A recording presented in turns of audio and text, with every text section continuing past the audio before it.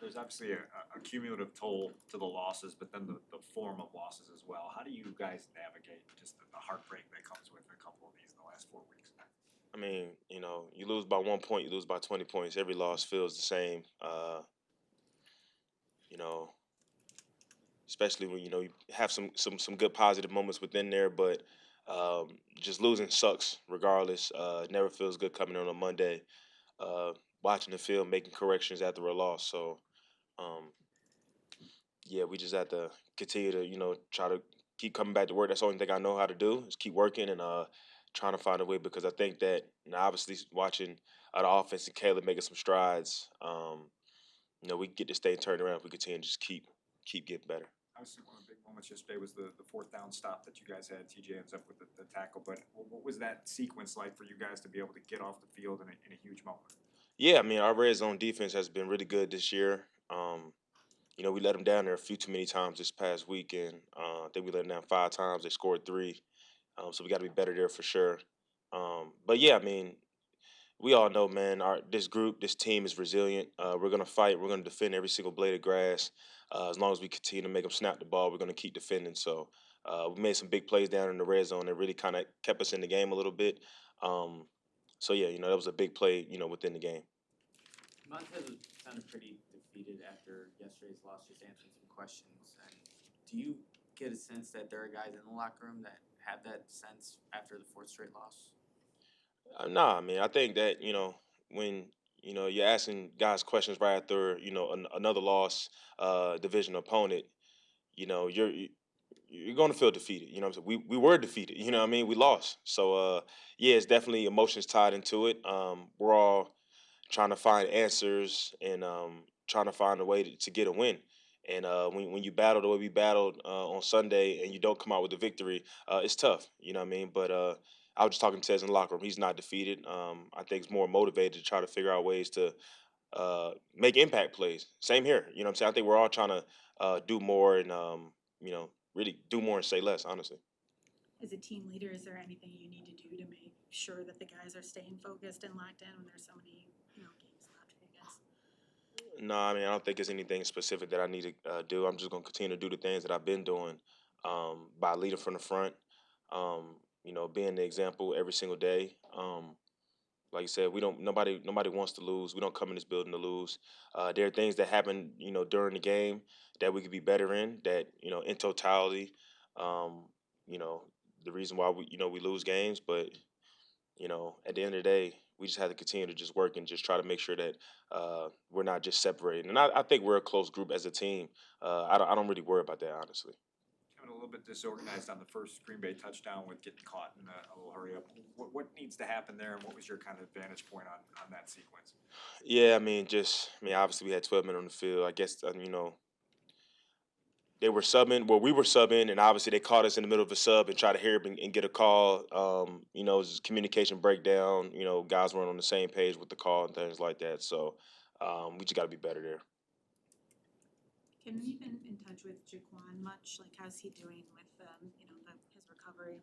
Yeah, I mean, I've been talking to him pretty much every day. Whether he's at the house, I'm on the phone, but see him in the locker room all the time. It's just a tough situation within, obviously before he was hurt, he was playing lights out, and to go down with a concussion and to be out for so long, it's tough. I've never had a concussion since I've been in the league, or especially ones that he's had. Um, so it's very hard. Like I don't, it's almost like I don't really know what he's going through. You know what I'm saying? Obviously talking to him, he telling him about his symptoms and things like that. It's just tough for him because I know he wants to be out there helping the team. When he was able to be in means, he was trying to be in means, trying to be helpful and things like that. So it's just a tough situation overall. Just really just kind of feel for him in this situation because I know how much he wants to be out there to help the team. I know. Obviously, you don't have any say in the matter. It's a touchy subject, but do you think he plays again this year? That ain't up to me. I don't know why you asked that if you knew I ain't had nothing to do with it. You know what I mean? Totally fair. Yeah, I don't. I mean, I should put it as from talking to him, does he sound like a guy who is determined to and thinks he's going to play again? How about that? Well, I know he wanted to play this week. I mean, me talking to him in the locker room, like he's always, I'm getting better. I'm getting better. Try to be out here next week. Boom, boom, and you know, I guess whatever the protocol stuff is like, I don't know. I've never been in protocol, so I don't know. I just been explaining a little bit. It's like a step process. If you miss one step, you got to start all the way back over. So, but I know he's determined. He wants to play. Like I talked to him before he put him on IR. I talked to him after he put him on IR. He's working to get back. That's all I know. He's working to get back for sure. Kevin, you mentioned Caleb a couple minutes ago. What are these fourth quarter moments that he rises up and mean to the team as a whole? Yeah, I mean, I think he's just, you know, when you get into these adverse moments as a quarterback, he's pretty much shown who he is, and he's a gamer, he's a baller, and that was very good to see him in those big moments. Obviously, going down 30-19, where you know most people probably thought the game was over at that point, and throw some strikes out there to get us in range to kick that field goal was big time for him, and I was just happy to see that. And I told him that at the end of the game how much I was proud of him of you know showing up big in that moment. Was one of those quick get up to the ball and get out there. So, um, you know, I pulled out there and then, you know, just trusted the blockers. Everybody did their job. Everybody executed well on that play, and then just got right through there and kind of lowered my shoulder and try to make a play for Swift. And I know as soon as we get Swift in open space, it's over with. So, and that's exactly what happened. I was just super excited to be in the forefront of his great playmaking, and then you know just finish in the end zone, and that's what we did, and celebrated that. You're probably never gonna score a touchdown in your career here, being an offensive lineman. For an offensive lineman, is a block like that like scoring a touchdown? To me, it is. Yeah, I mean that type of feeling of just you know springing with one of those blocks, springing him free to allow him to just make a play on the DB there, and then go into the end zone. Feels great for me, but it's just you know as an O lineman, you know that's kind of what we live for is seeing our skill guys succeed in space, and that's kind of you know how I find my excitement, obviously, and other things too as well. But yeah, it's amazing to see, and that is my touchdown. You live for that to let the skill guys do what they do. But what are the other guys saying to you especially when you watch the film and you just obliterate a guy? I mean, that's got to be pretty satisfying too in itself. Yeah, no, 100%. I mean, it is super satisfying. Obviously, it's a DB, but it's still a shot to, you know, make DeAndre in open space and give him time to, you know, get a touchdown there. So, yeah, I mean, it's execution of a play, and then when it comes to life is the most exciting thing for me. Obviously, I feel, you know, pretty good in open space and making space blocks like that. I feel like that's one of my strengths. So, being able to do that is something I, you know, think I can do. So when it does happen, I'm not surprised or anything like that, but it is fun when you know a big block like that is made and then into a touchdown is even better. And you've seen Swift do it in you know that Commanders game as well too. So just spring the guys free just brings great you know gratitude towards me. You guys had trips on the left pretty close to you. How does that help you guys who are running that play to have them kind of tied to the formation? Yeah, I mean, it helps a lot, especially the defensive front. They are now in and just hands in the ground. Being able to get the play started, all starts with the, you know, the seal, and then the kick, and then the alley, and then obviously the running back finishing it. But yeah, I think everybody just executed, and us being in that tight formation just allowed us to execute, get the play started, and then just from there, just you know, touchdown. What's your evaluation of Keenan Allen's block on that play? Yeah, I mean, like I said, his is just as key as mine is. No, I mean, nobody should, you know, go over that. I think him making that block is, you know, huge. And so we just all 11 executed on that play, and that's what you can see. I think when we start to do that a little bit more, you'll even see bigger plays and continuous success. Braxton, on the Gary sack on the last drive, anything technical there that you saw in your own set that caused that? Yeah, 100%. You know, those last just glad to be able to get out of that situation. But you know, getting into that situation, 100% on me. But yeah, technical things. I just you know looked at it, and I got to be better in some technique issues coming back.